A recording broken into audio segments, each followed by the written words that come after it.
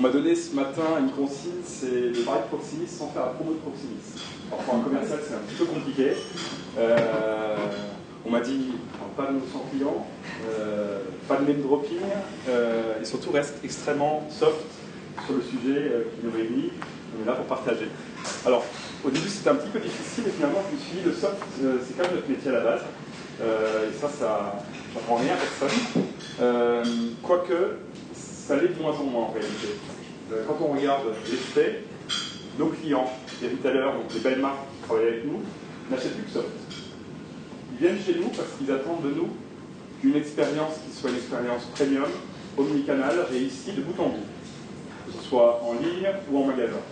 Alors je voudrais juste rapidement aujourd'hui vous dire que je ne suis pas venu ici pour donner des conseils, même si par moment je vais être provoque, un peu direct. L'idée c'est simplement d'éveiller chez vous peut-être des idées, des critiques, des opinions, et qu'on les partage de façon très libre, de manière à animer le débat. L'omnicanalité et l'expérience client, ça ne concerne pas que le marketing, ça concerne toute l'entreprise, et le client il est partout. Donc voilà, cette plateforme elle a pour but de répondre à ces problématiques. On n'est pas uniquement français, on est aussi à l'international, parce qu'en fait le client, on parle d'omnicanalité, donc c'est la réunion du magasin et du digital, mais le client il est aussi mondial. Donc en fait, quand on va chez The Couples dans sa boutique à Paris, c'est super, mais quand on va chez The Couples dans la boutique à New York, on a envie d'avoir le même service. Et donc pour avoir fait des expériences, en fait, New York est complètement déconnecté de toute façon des boutiques de Paris. On est très retail, et 15 ans que Studio se nourrit de retail et on développe notre plateforme avec les clients. Une fois qu'on a unifié et qu'on partage toute cette information, on va s'intéresser effectivement à ce client et on va être dans ce dialogue permanent avec ce client partout où il est. Donc on va le connaître, on va pouvoir l'engager, on va pouvoir le fidéliser, on va pouvoir le choyer, et du coup on va faire une boucle, on va continuer à comprendre, à analyser toutes les nouvelles données qui vont venir alimenter cette connaissance client qu'on va pouvoir redistribuer. Nous, les enjeux de l'omnicanal, on va les synthétiser en une phrase. C'est vraiment satisfaire le client. Satisfaire le client, pour nous, ça veut dire quoi? Ça veut dire lui dire oui le plus souvent possible. Lui dire oui le plus souvent possible, c'est-à-dire à chaque fois qu'il est en contact prêt à l'achat, on doit privilégier lui ou pas le non. L'omnicanal, l'expérience client, n'est pas au cœur de la stratégie de nombreux enseignants. Malgré finalement les volontés qui sont là, on est plus au contact depuis pas mal d'années, la réalité ne suit pas. Et bien sûr, il y a des circonstances atténuantes. Vous avez tous des projets, des priorités, des projets qui sont ambitieux, chronophages. Mais à chaque projet, il faut quand même se poser la question si on met, moi j'appelle ça déverrouiller la vente, mais on libère le commerce. Si on met la notion de déverrouiller la vente, libérer le commerce au centre de nos priorités. Et pour y répondre, il faut finalement se poser une question. Il faut se poser la question si à chaque projet que je mène, si je faisais le choix de ne pas le mener, si je fais une croix sur ce projet en 2018, est-ce que je vais perdre simplement une vente ou est-ce que je vais perdre une vente et le client? Il faut vous dire que si à partir de maintenant, vous ne décidez pas d'être anytime, anywhere, vous allez perdre les ventes et le client. Si on regarde les enseignes, c'est-à-dire vous en fait, évidemment, libérer le commerce, déverrouiller les ventes, c'est un enjeu stratégique financier très très important. On peut même dire que c'est pour beaucoup une question de survie. C'est l'e-commerce en fait qui est en train de tuer le magasin, c'est ça qu'ils disent. Mais pas tout à fait en réalité. Parce que c'est d'ailleurs tout le contraire que Proximus et tous les acteurs qui font l'omnicanal soutiennent depuis 5 ans, vous le savez tous, on s'est bien rencontrés. La réalité, c'est que ces enseignes-là ont très mal utilisé l'outil e-commerce dans leur stratégie.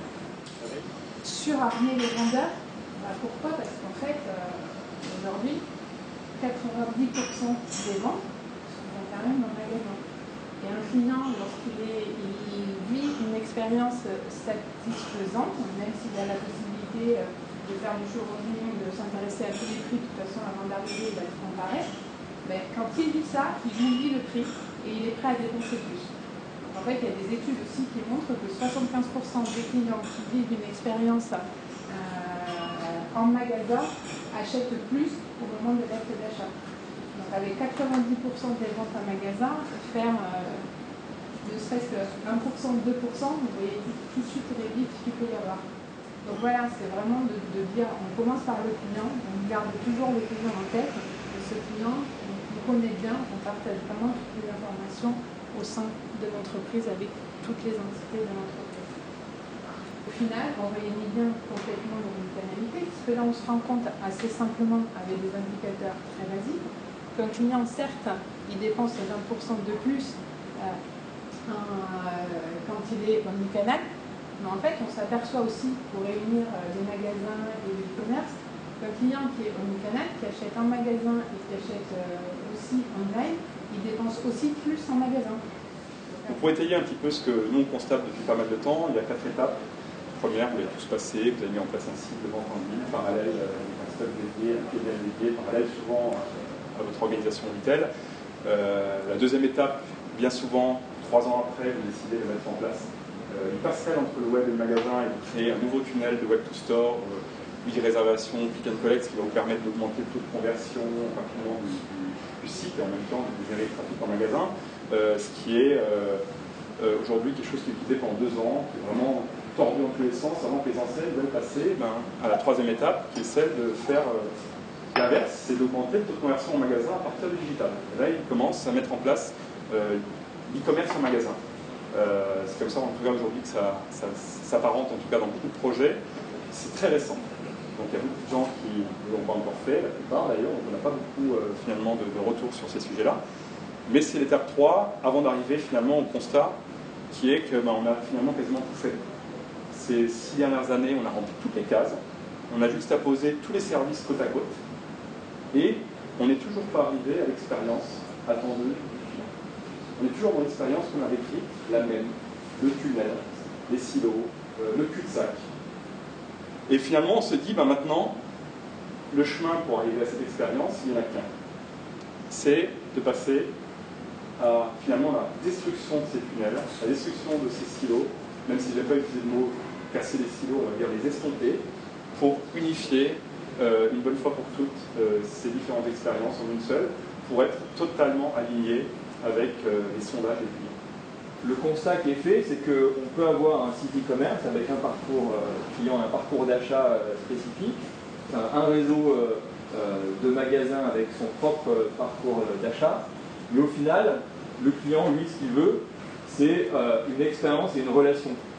Effectivement, l'omnicanalité apporte beaucoup de contraintes, beaucoup de nouveaux problèmes à résoudre.